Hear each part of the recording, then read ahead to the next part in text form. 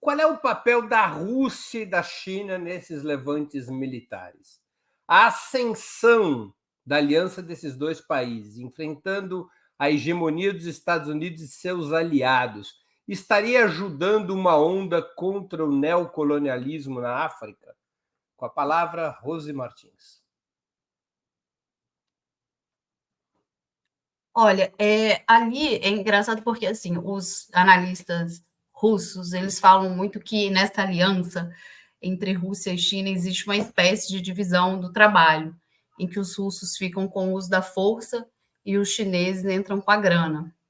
E ali na África é curioso, assim, porque o mundo está extremamente complexo e as tensões estão aumentando em vários tabuleiros. E no caso desses países, o discurso está muito próximo da Rússia e da China, né? O líder de Burkina Faso chegou a citar a Rússia, assim, falando de forma muito direta naquele fórum lá em São Petersburgo. O papel desses dois países, além de tensionar, no geral, as relações internacionais em todo o mundo e criar, se não está criando dois polos, né? Não está exatamente claro que existem dois polos, mas pelo menos duas vias de desenvolvimento, de entendimento de soberania e de política, eu acho que eles têm agora, de uma forma até incipiente, começado a se expressar nessa região em específico na África. A Rússia, né, voltando lá até o que os especialistas fazem, a Rússia está entrando, de fato, com a força. Né? Isso também não é tão recente. A Rússia tem contratos ali de parcerias militares, cooperação militar com vários países. Incluindo o Grupo Wagner. Isso, eu ia falar isso. E o Grupo Wagner, no programa que nós fizemos aqui, sobre o Grupo Wagner, bem naquela semana daquela confusão toda, inclusive acho que estava o Jones também, não lembro se aí ele estava, a gente falou da presença do Grupo Wagner no Mali, que é o lugar mais, ali é o país mais, que eles têm uma maior presença. E, inclusive, tem uma notícia, né, de que o novo presidente do Níger foi até o Mali para conversar com representantes do Grupo Wagner para ver se eles vão atuar lá. Então, digamos que a Rússia entra, eu concordo um pouco com isso, que a Rússia entra um pouco com a força, com essa cooperação técnico-militar, né, com esse discurso, com essa retórica mais forte de soberania, de defesa da libertação desses povos, enquanto a China também, com seus interesses, obviamente, tem colocado outro sentido para a cooperação econômica, diferente dos Estados Unidos e dos países europeus, outro sentido da cooperação econômica e de troca ali de cooperação tecnológica e infraestrutura com os países africanos, como tem feito em outras partes do mundo. Claro, com seus interesses energéticos, né, querendo sair ali da posição de dependência do Oriente Médio por causa dos Estados Unidos, mas em outros termos. Né, que a Rússia, do que a China faz, do que os Estados Unidos fazem, a China faz de outra forma. E aí, ao fim e ao cabo, nesse mundo agora tensionado entre esses dois lados, entre essas duas vias de desenvolvimento e entendimento de soberania e de sistemas políticos, eu acho que a China e a Rússia tendem a se aproximar desses países, como eles têm tentado em outras regiões para criar essa espécie de guarda-chuva institucional que eles estão tentando para se posicionar de fato como um outro polo de poder no sistema internacional. Jones Manuel com a palavra. Veja, eu teria cuidado em falar que é um enfrentamento ao neocolonialismo ou algo do tipo. Inegavelmente, há mais atores no sistema imperialista com possibilidade de disputar alianças políticas e campos, e há uma maior disponibilidade de acordos comerciais, transferência tecnológica, investimento, crédito, à revelia do bloco Estados Unidos e União Europeia. Acho que tem um dado que eu sempre acho muito chamativo. Veja, a Alemanha Oriental, a demonizada Alemanha socialista, há mais de 50 anos atrás, pediu desculpa aos países africanos pela colonização e estabeleceu como prioridade da sua política externa reparação histórica, fazendo transferências tecnológicas, investimento, oferecendo bolsas de estudo para estudantes de África, por exemplo, da Namíbia, irem estudar na Alemanha e por aí vai. Isso foi há mais de 50 anos. Recentemente, a França, a Alemanha resolveram pedir desculpas pela barbárie da colonização. Foi por quê? Foi porque o Macron agora leu os Condenados da Terra do Fanon e ele descobriu que o colonialismo é ruim? Não, porque nos últimos anos você tem a China ampliando sua presença na África de maneira significativa, estabelecendo relações comerciais mais vantajosas para esse país, com crédito mais barato, de longo prazo, com juros mais baixos, com transferências tecnológicas, com parcerias que fazem mais sentido para as classes dominantes desses países, e a Rússia também ampliando sua presença, né? Em 2010, a Rússia fechou um acordo militar com vários países da África Ocidental na ordem de 10 bilhões de dólares. Recentemente teve mais um acordo em que a Rússia se comprometeu a doar 50 mil toneladas de grãos, né, tentando fazer um efeito frente ao aumento do preço dos alimentos com a guerra da Ucrânia, e também estabelecendo um acordo de cooperação militar e oferecendo para os exércitos desses países da África Ocidental participarem de exercícios militares conjuntos em território russo para se apropriar de armamento moderno e técnicas militares mais avançadas. Então você tem uma maior profusão de atores no cenário internacional que podem oferecer parcerias econômicas vantajosas. Isso possibilita margens de negociação melhores, né? Então, eu acho que tem um efeito parecido, sem anacronismo, mas tem um efeito parecido com o que aconteceu no século XX. No século XX, quando surge um campo socialista, você tem outras oportunidades de movimentação geopolítica que abrem margem de manobra maior para projetos internos de questionar certos padrões de dependência, redefinir os termos de troca, tentar questionar o lugar do país na divisão internacional do trabalho e por aí vai. Então, eu diria que há possibilidades desses países com a maior presença geopolítica da China e da Rússia no mundo questionarem o seu lugar na divisão internacional do trabalho. Aí a gente, em outro momento, na próxima pergunta, espero eu, vai debater os limites dessa possibilidade também. Mas eu diria que nessa seara por enquanto. Iole Ilíada com a palavra. Eu vou na mesma linha da Rose e do Jones, né? Quer dizer, e aqui eu vou invocar o meu estribilho. Eu brinco que eu tenho um refrão, porque eu repito em todo o programa, mas porque eu acho que é uma chave fundamental para a gente entender esses vários episódios da conjuntura internacional atual. E o estribilho é a fazer referência à crise estrutural, né, do sistema econômico e geopolítico internacional. Então, sem dúvida, como já bem apontou o Jones, o fato de que você tem um certo tremor, um movimento das placas tectônicas, que ainda não é um terremoto, mas que é um movimento das placas tectônicas dessa estrutura, facilita que movimentos assim aconteçam.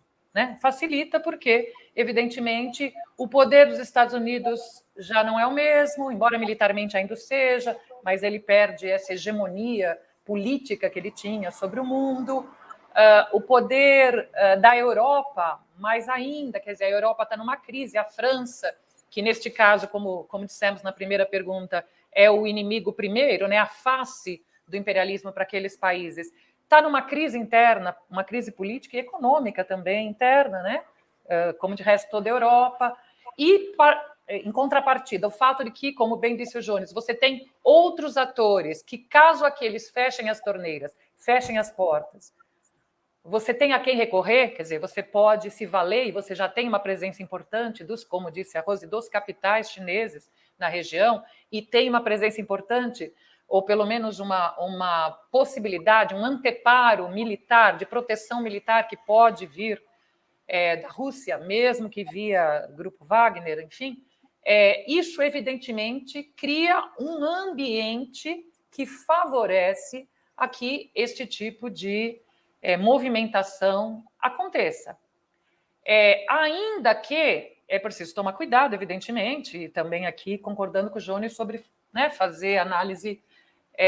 Fazer história presente é difícil, e nem é isso que a gente está fazendo. A gente está fazendo, nesse programa, a gente faz toda semana, grandes especulações a respeito da conjuntura, né?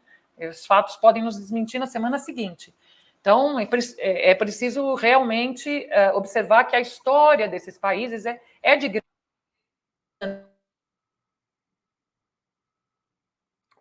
E olha, teve algum problema? Golpes de natureza, né? Então é preciso realmente observar, né? E a história vai ter que ainda nos oferecer mais elementos para a gente avaliar se essas intervenções militares, neste contexto, terão um outro futuro, um futuro mais promissor, justamente em face dessa nova conjuntura histórica.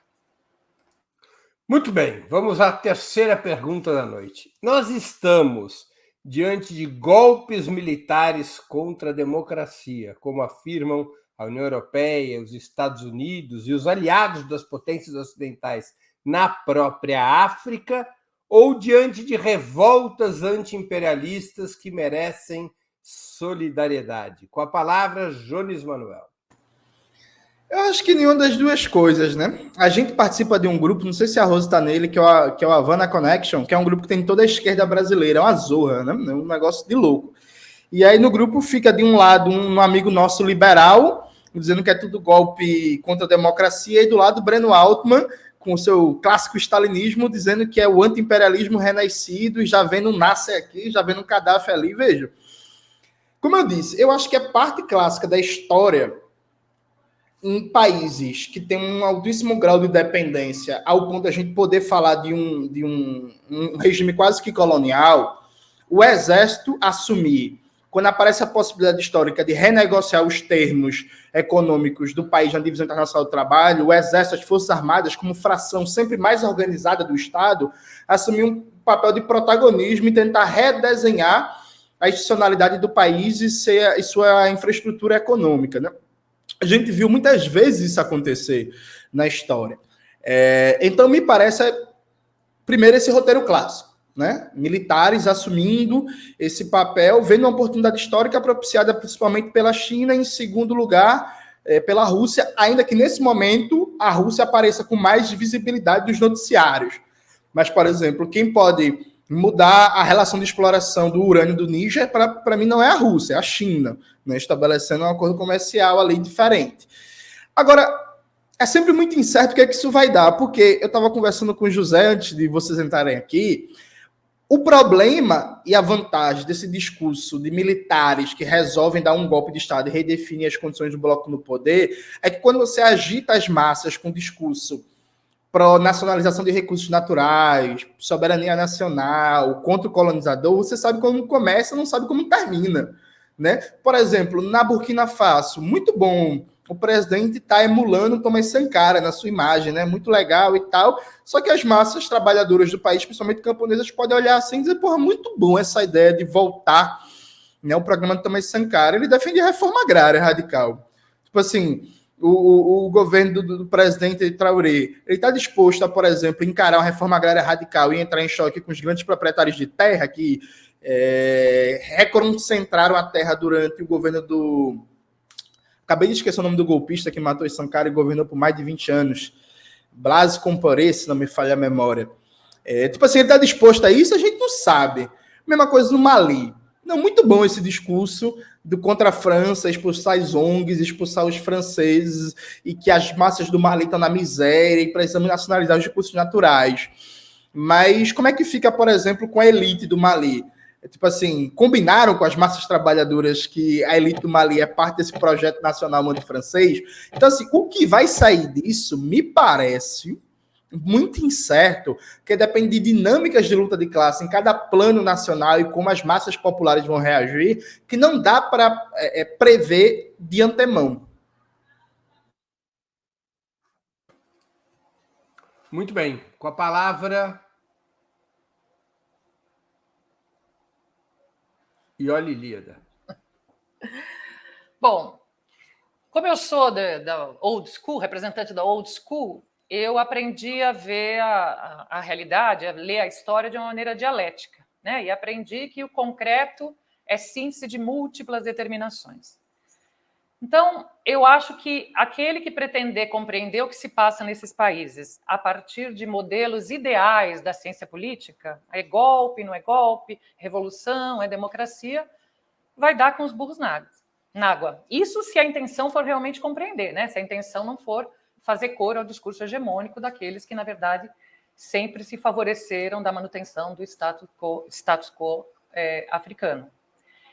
Eu acho que, para a gente, alguém de esquerda ou alguém de uma esquerda consequente, pelo menos, deveria tentar entender se aquilo que está se passando ali é, para usar também uma linguagem old school, é progressivo ou regressivo, ou seja, se aquilo que está acontecendo faz avançar a luta da classe trabalhadora, dos setores populares, por seus objetivos imediatos históricos, ou se faz retroceder, ou se é um óbice a ela. A forma importa menos. A gente deveria se preocupar mais com o conteúdo, né? Afinal de contas, como dizia o Leminski, como é que é a história? Em la lucha de classes, todas as armas são buenas. Piedras, noches, poemas. Né? Então, não é a forma, é o conteúdo. Indo agora concretamente para o que se passa ali. Aparentemente, há um conteúdo progressivo no sentido de que a proposta, pelo menos ao que parece, a proposta por hora, tem um forte conteúdo, a proposta desses que tomaram o poder tem um forte conteúdo anti-imperialista, tem um forte conteúdo a favor de uma descolonização efetiva daqueles países. E qualquer um que conheça a história desses países, que conheça um pouquinho mais profundamente, sabe que é impossível para a classe trabalhadora ali lutar por qualquer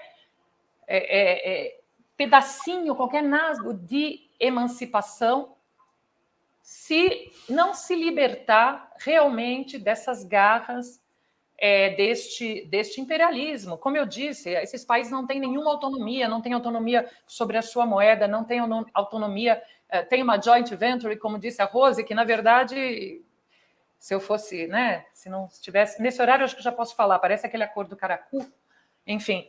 Então, é uma relação de exploração tão absurda que, se você não rompe com essa exploração, não há sequer possibilidade de lutar, aí sim, de lutar pelos interesses mais imediatos e também pelos interesses históricos da classe trabalhadora. Então, ela parece ter um conteúdo progressivo, porque é necessário romper essas amarras para que a classe trabalhadora possa efetivamente lutar por avanços mais concretos. Agora, isso vai acontecer, eu finalizo com isso, aí eu concordo com o Jones, é muito cedo ainda, até porque isso depende de vários fatores. Novamente, a dialética é um fenômeno extremamente contraditório e complexo. O enfrentamento se dá com empresas, com interesses, com países, né, que têm um poder muito superior aquele de quem está liderando esses golpes. E, com isso, eu termino mesmo. E nem se descarta a hipótese, como aconteceu em outros momentos, que os próprios dirigentes que estão à frente deste movimento acabem eles mesmos cedendo a pressões, ou se locupletando, ou se deixando corromper. Isso é possível também. Então, está tudo em aberto. Agora, neste momento, olhando, me parece progressivo. Rose Martins com a palavra. Golpes militares ou revoltas anti-imperialistas?